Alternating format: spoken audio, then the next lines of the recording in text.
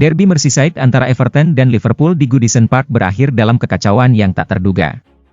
Arne Slot, Curtis Jones, dan Abdoulaye Doucoure harus meninggalkan lapangan setelah peluit panjang berbunyi.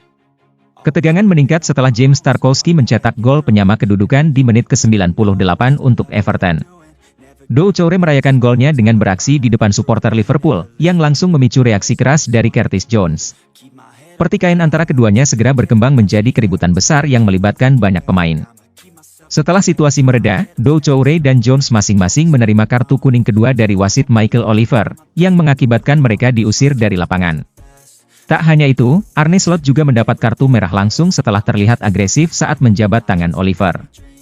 Asistennya, Sipke Hulshoff, ikut terseret dalam insiden tersebut dan juga menerima kartu merah.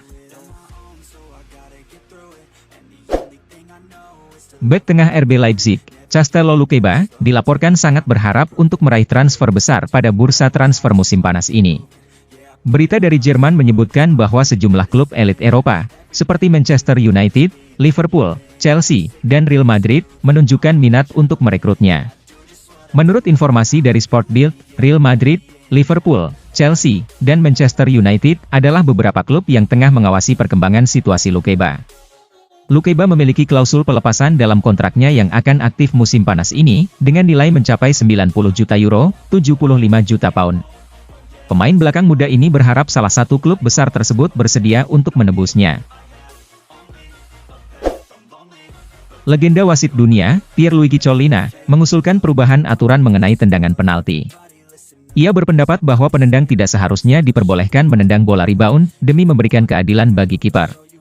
Dalam sebuah wawancara dengan Republika, Collina menekankan bahwa kiper seringkali tidak mendapatkan perlakuan yang adil dalam situasi penalti.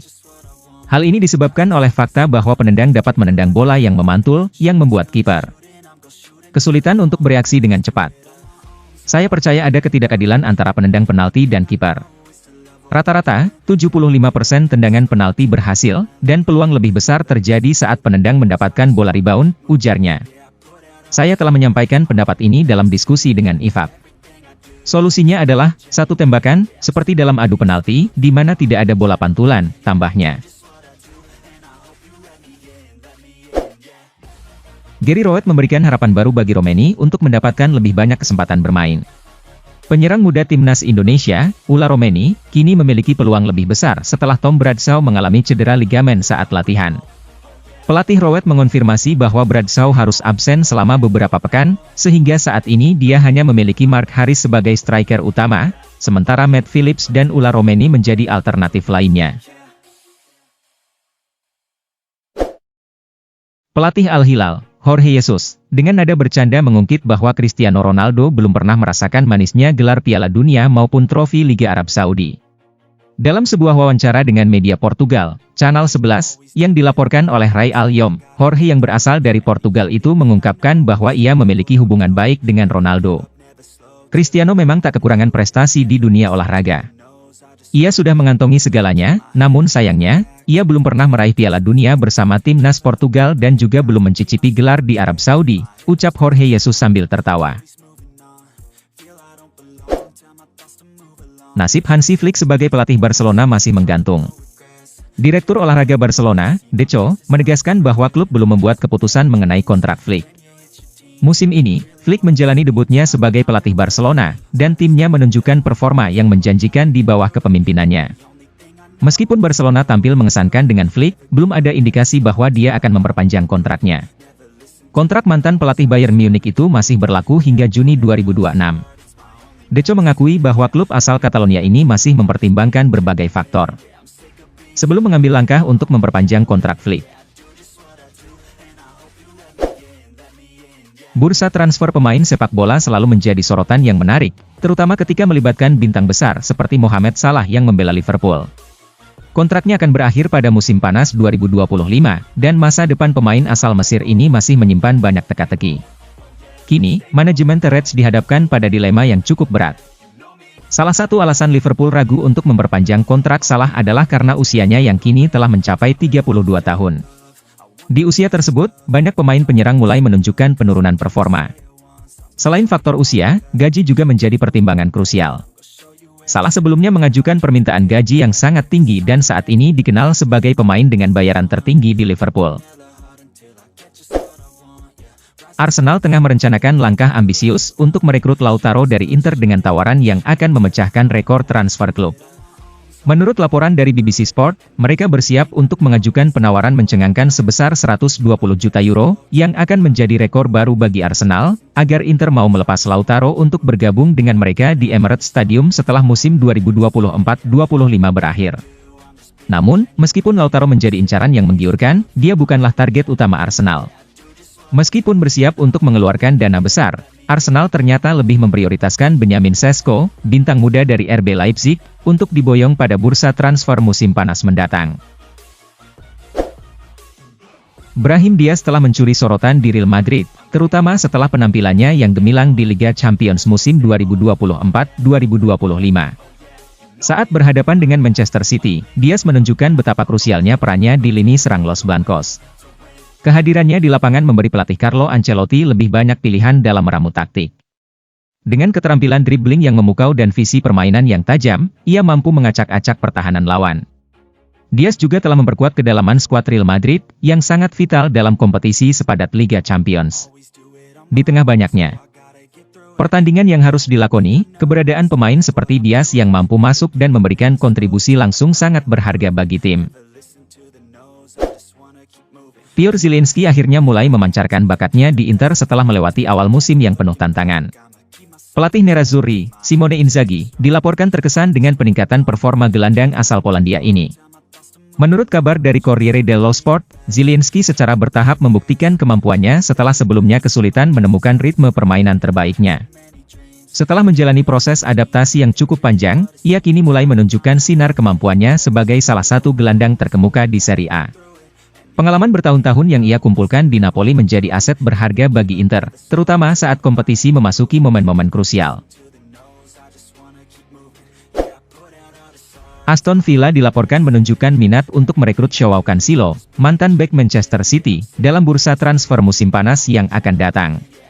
Menurut informasi dari Vichajes, tim yang dilatih oleh Unai Emery ini telah terjun ke dalam pencarian untuk mendapatkan bek kanan asal Portugal tersebut. Dengan segudang pengalaman dan kualitas yang dimilikinya, Cancelo bisa menjadi aset berharga bagi Aston Villa dalam menghadapi berbagai kompetisi di musim depan. Namun, masih menjadi tanda tanya apakah pemain berusia 30 tahun ini akan memilih kembali ke Inggris atau tetap bertahan di Al Hilal. Kita tunggu saja perkembangan selanjutnya. Manchester United dilaporkan telah memulai langkah-langkah untuk merancang strategi transfer mereka menjelang musim panas yang akan datang. Tim Setan Merah berencana untuk membidik Harry Kane dari Bayern Munchen. Menurut laporan dari Football Insider, MU telah menetapkan pilihan mereka untuk posisi penyerang yang ingin direkrut. Mereka tampaknya serius dalam usaha mendapatkan Harry Kane dari klub Jerman tersebut. Walaupun pembicaraan masih berada di tahap awal, MU akan berusaha keras untuk meyakinkan Kane agar bersedia bergabung dengan mereka di Old Trafford. Ada desas-desus menarik mengenai masa depan Erik ten Hag. Mantan pelatih Manchester United ini dikabarkan akan kembali ke dunia pelatihan di salah satu klub Eredivisie dalam waktu dekat. Media Belanda, ED, baru-baru ini mengabarkan bahwa Ten Hag akan kembali ke lapangan hijau untuk melatih. Saat ini, Feyenoord sedang menjalin komunikasi dengan dirinya untuk mengisi posisi pelatih. Feyenoord baru saja memutuskan untuk memecat pelatih kepala mereka, Brian Priske, yang dinilai gagal membawa kestabilan bagi tim. Oleh karena itu, mereka kini tengah mencari sosok pelatih baru, dan Erik ten Hag muncul sebagai salah satu kandidat yang potensial untuk mengisi posisi tersebut. Keputusan pelatih Milan, Sergio Conceição, untuk menurunkan Jimenez sebagai pemain inti dalam perjalanan ke Belanda tampaknya merupakan langkah yang kurang tepat. Hanko muncul sebagai salah satu pahlawan di balik kemenangan Feyenoord. Dia mengungkapkan bahwa dia sudah mengenal gaya permainan Jimenez, yang sebelumnya merupakan rekan satu timnya. Saya terus mengawalnya dengan ketat karena saya tahu dia tidak menyukai itu. Saya berkolaborasi dengan baik bersama bek sentral lainnya, dan kami berhasil memblokir semua serangan, kata Hanko. Arsenal dilaporkan sedang mempersiapkan langkah untuk mengajukan penawaran resmi demi mendapatkan striker Newcastle United, Alexander Isak, menurut informasi dari media Spanyol, Vichajes. Dalam situasi yang penuh tantangan ini, Arsenal mulai menjajaki alternatif baru untuk memperkuat serangan mereka menjelang musim panas yang akan datang. Vichages menyebutkan bahwa The Gunners menjadikan Alexander Isak sebagai sasaran utama dan telah bersiap untuk mengajukan tawaran resmi. Namun, Newcastle tidak ingin kehilangan bintang mereka yang masih terikat kontrak selama 3,5 tahun ke depan. Jika terpaksa melepasnya, The Magpies kabarnya hanya akan mempertimbangkan tawaran di atas 100 juta pound. Real Betis menunjukkan kekuatan yang luar biasa saat menghadapi tuan rumah Genk. Meskipun bermain di kandang lawan, Betis berhasil mendominasi pertandingan dan meraih kemenangan telak 3-0. Anthony menjadi bintang dengan menyumbangkan 1 gol. Pada Jumat, 14 Februari 2025 dini hari WIB, Real Betis melawat ke Gelamco Arena untuk bertanding dalam leg pertama playoff fase gugur Conference League 2024-2025. Di atas kertas, Betis memang lebih diunggulkan. Setelah mengalami frustrasi di babak pertama, Betis akhirnya berhasil memecah kebuntuan di awal babak kedua. Pada menit ke-47, Anthony mencetak gol pertama bagi Betis dengan tembakan dari luar kotak penalti. Gol dari Anthony memberikan semangat baru bagi Betis. Mereka kemudian menambah 2 gol lagi melalui Cedric Bakambu pada menit ke-71 dan Sergi Altimira pada menit ke-84. Hasil akhir 3-0 menjadi modal berharga bagi Betis untuk menghadapi Genk di Spanyol pekan depan. Sementara itu, leg pertama playoff Liga Eropa 2024-2025 antara Porto dan AS Roma berakhir imbang 1-1. Pertandingan yang berlangsung di Estadio do Dragão, Porto, Portugal, pada Jumat, 14 Februari 2025, dini hari WIB, berlangsung ketat dengan kedua tim saling menyerang.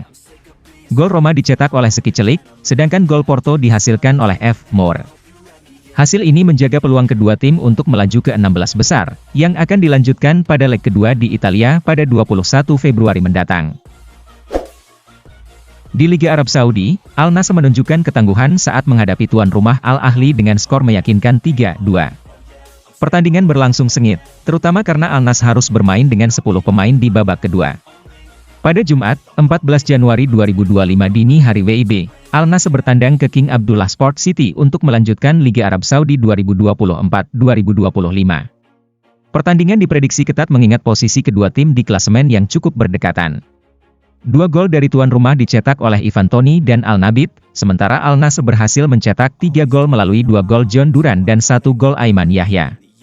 Hasil ini membuat Al Nassr tetap bertahan di peringkat ketiga klasemen Saudi Pro League dengan 44 poin dari 20 laga, sementara Al Ahly tertahan di posisi kelima dengan 38 poin.